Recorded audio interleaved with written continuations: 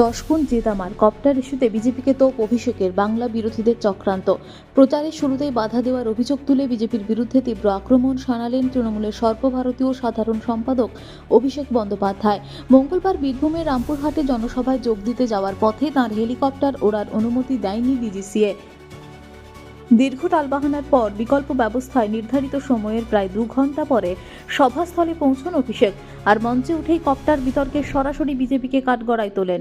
তিলাই ময়দানের জনসভা থেকে অভিষেকের অভিযোগ, নির্বাচন এখনো ঘোষণা হয়নি, তার আগেই বাংলা বিরোধী শক্তিদের চক্রান্ত শুরু হয়ে গিয়েছে।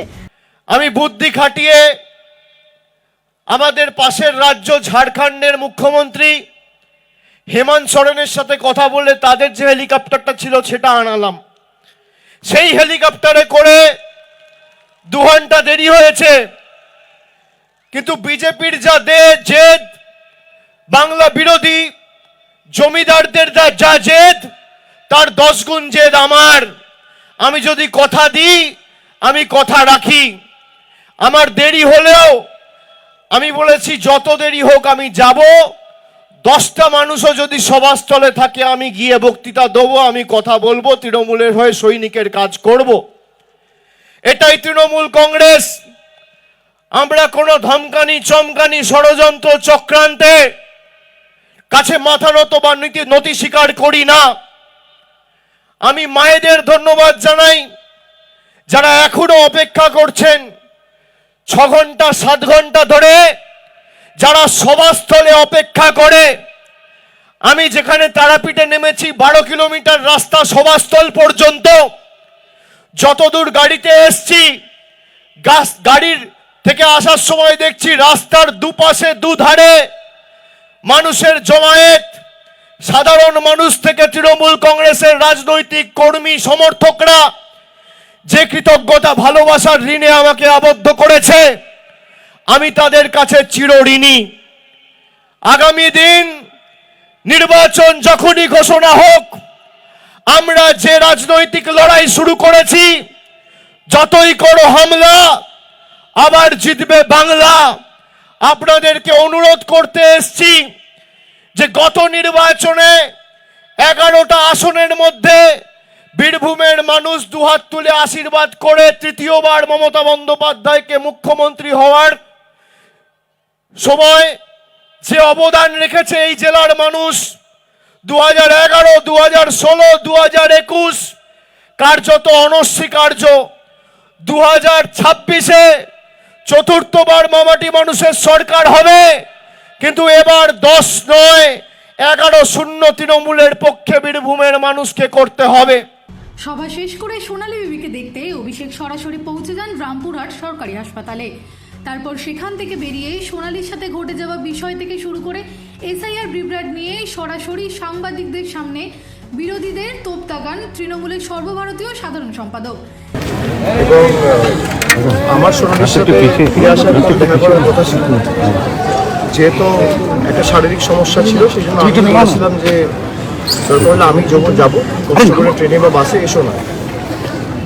যাই হোক, আমার আজকে পূর্ব নির্ধারিত কর্মসূচি ছিল এবং ও গত পরশুদিন খুব সম্ভবত অ্যাডমিট হয়ে কালকে বাচ্চাটা জন্ম হয়েছে। এবং যে সমস্ত কথা আমি সোনালীর মুখে শুনলাম, যেভাবে ওদেরকে হ্যারাস করা হয়েছে, প্রথমত দিল্লি পুলিশের তো আপনারা শুনেছেন, তারপর জোর জবরদস্তি বিএসএফকে দিয়ে বাংলাদেশে পুশব্যাক করা, এবং একটা অন্তঃসত্ত্বা মহিলা তাকে লাঠি দিয়ে বেধড়ক মারা, তাকে যেভাবে টর্চার করেছে, ফিজিক্যালি করেছে, মানসিক। আর ফিজিক্যালি তো শুধু নয়, এটা শারীরিক অত্যাচার নয়, এটা মানসিক অত্যাচার। রাতের পর রাত বনে জঙ্গলে কাটাতে হয়েছে, এই অবস্থায় নদী পেরিয়েছে, জঙ্গলে থেকেছে, সবই আমাকে খুলে বলল। এবং পরবর্তীকালে যারা ঢাকায় গিয়ে পৌঁছেছিল, সেখানে আবার বাংলাদেশ পুলিশ অ্যারেস্ট করেছিল, বাংলাদেশের জেলে তারা মাসের পর মাস কাটিয়েছে। তারপর দেশের হাইকোর্ট, সুপ্রিম কোর্টের আদেশে, যদিও কেন্দ্র সরকারের তরফ থেকে কোনো রকম কোনো তৎপরতা দেখায়নি, চাপে পড়ে তাকে আনতে বাধ্য হয়েছে। তার স্বামী এখনো বাংলাদেশে রয়েছে, দানিশ শেখ।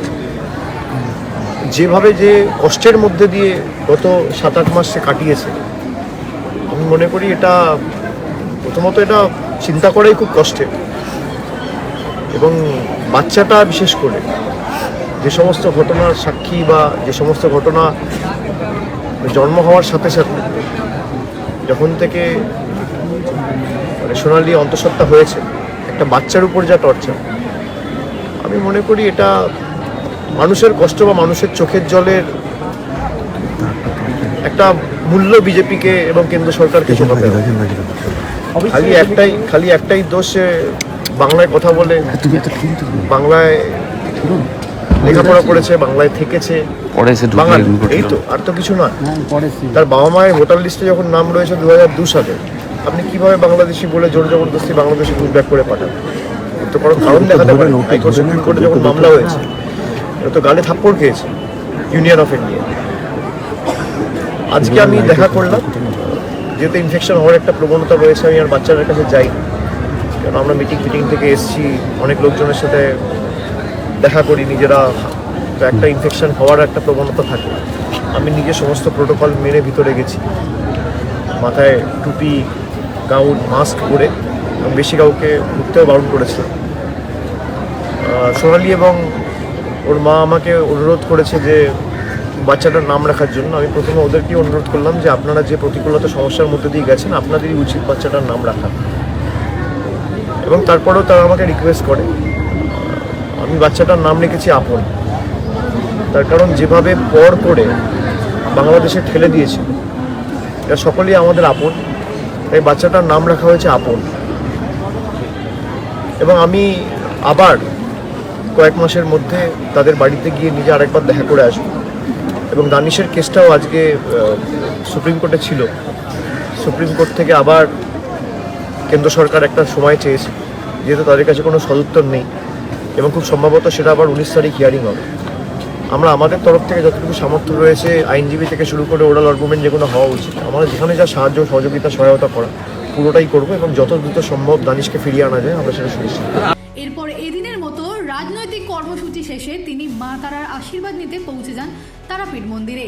সেখানে গিয়ে ভক্তি ভরে পুজোও দেন তিনি। এদিনের কপ্টার বিভ্রাট থেকে শুরু করে তারাপীঠের পুজো নিবেদন, সব মিলিয়ে বীরভূমে আলোচনার কেন্দ্রবিন্দুতে থাকলেন অভিষেক বন্দ্যোপাধ্যায়।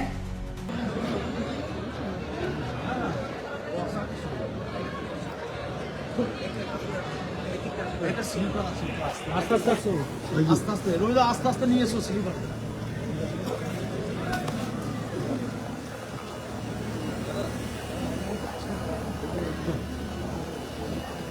আসুন,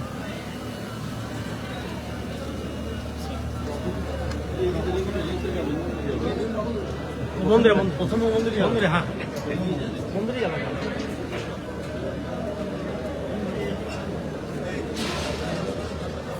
একটুখানি শোনা